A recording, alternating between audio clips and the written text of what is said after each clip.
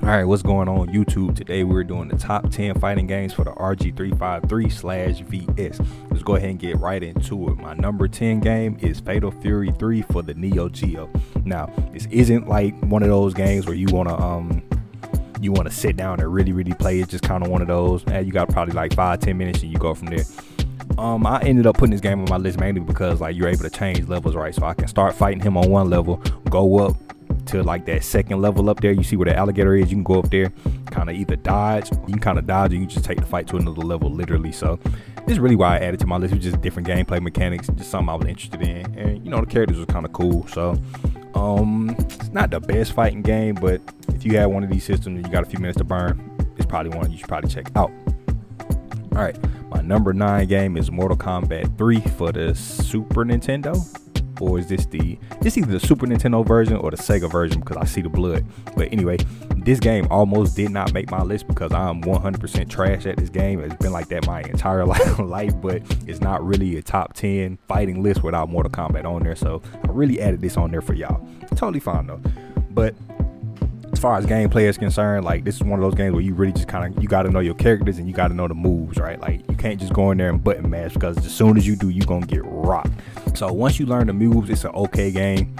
But for me personally, I'm not a big fan because again, I am trash at it. I'm trash. But if you're a Mortal Kombat fan and you have one of these systems, I'm pretty sure you have a pretty good time with it.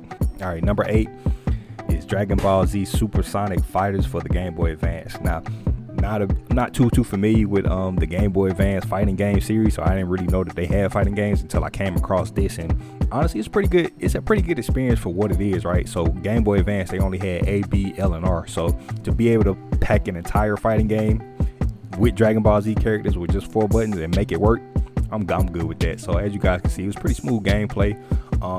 They still able to power up all that good stuff, still able to hit Super Saiyans and whatever else, throw the little energy bombs or whatever you call them.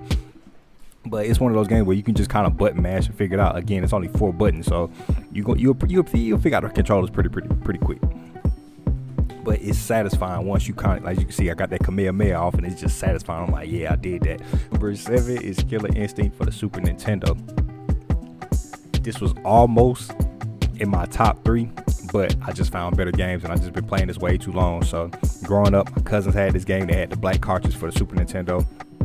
Had a great time with the game. Of course, I was getting beat at first, but then he put me on the Cinder, and then with Cinder, if you just hit over X over and over again, he'll do like this little thunder punch, whatever you call that, and you can just do that over and over again throughout every single match pretty much, and you get to the end. So he's a good character pick, as well as Spinal. That's the dude's name. I couldn't think of it earlier, but his name is Spinal. He also has that over X move, and then like you just do that with every single match, and you get to the end. Now, I ain't gonna lie, once you get the idol, it gets pretty hard. Like at that point, you kind of gotta know a few different moves because he'll start blocking and whatnot. But honestly, this is not one of those games where you want to take 10 minutes. Like this is one of those games where you'll really sit down and play it.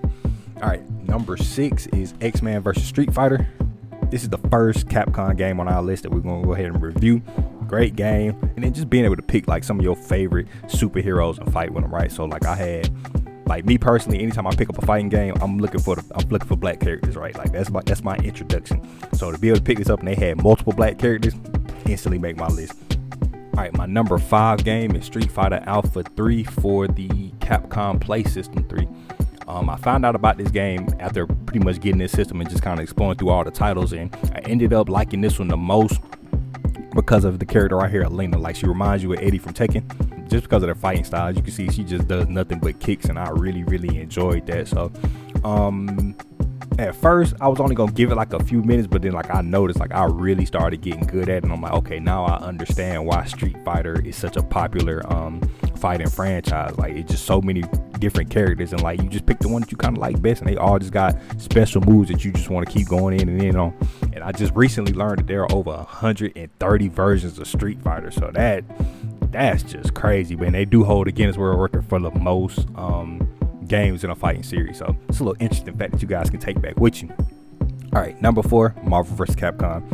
It's just like the Street Fighter one, but you get even more superheroes. So rather than just X-Man, you get like the entire Marvel catalog. So you get Spider-Man, Venom, you still get Wolverine, you get a couple X-Men characters, but then you get more so of the the Avengers type characters rather than, so pretty much everything that they're making movies off of now, this is pretty much where they're getting it from. So we'll just go from there.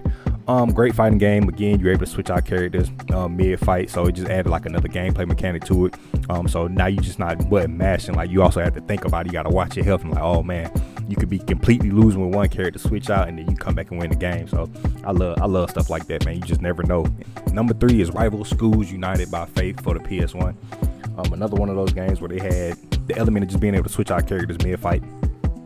Or not even mid fight. On this one, you can switch out the characters after the first round if you wanted to. So I like that. So if I'm winning with one character, you necessarily don't have to switch, but if you want to, you can.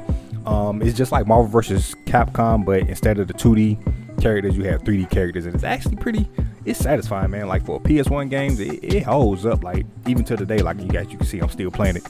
My number 2 game gotta be Power Stone 2, just mainly because of the history behind it. I grew up with this game, playing it at my friend's house.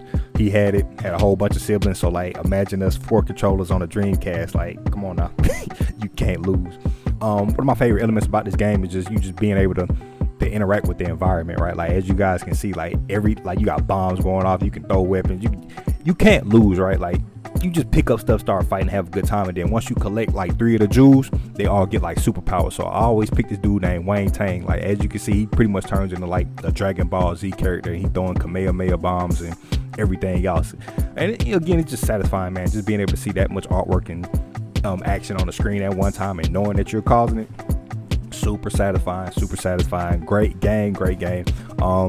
So yeah, if you haven't tried this game for the system, definitely go ahead and download that and you will have a great time. And lastly, my number 1 game for the RG353v/VS is Soul Calibur. This is my number 1 game because it's honestly my favorite fighting game of all time. I've had it for just about every system, and I literally play this game every day. Every time I pick up this system and I got a few minutes to play, I'm going Soul Calibur first every single time, mainly because it's just like I beat the game so many times. I know so many different characters where it's a different interaction every single time, but it's the same ending. Like I'm gonna win. I can't say that about all the other fighting games out here, but on here I can guarantee I'm gonna win. So I like the weapon. Yeah, you know what, honestly, that's probably why I like this game the most. Out of all the games, this is the only one where you get to pick weapons. Like the characters have weapons to where you get to fight with. And that's pretty much it. That's my top 10 fighting game list for the RG353/VS. If you haven't already, be sure to like, subscribe, all that good stuff. And when you get a chance, be sure to go check out the other top 10 videos. I'll leave a link up in the description. Like we had the top 10 racing and we have the top 10 sports games. So be sure to check that out, like, subscribe, all that good stuff. And I will see you guys next video.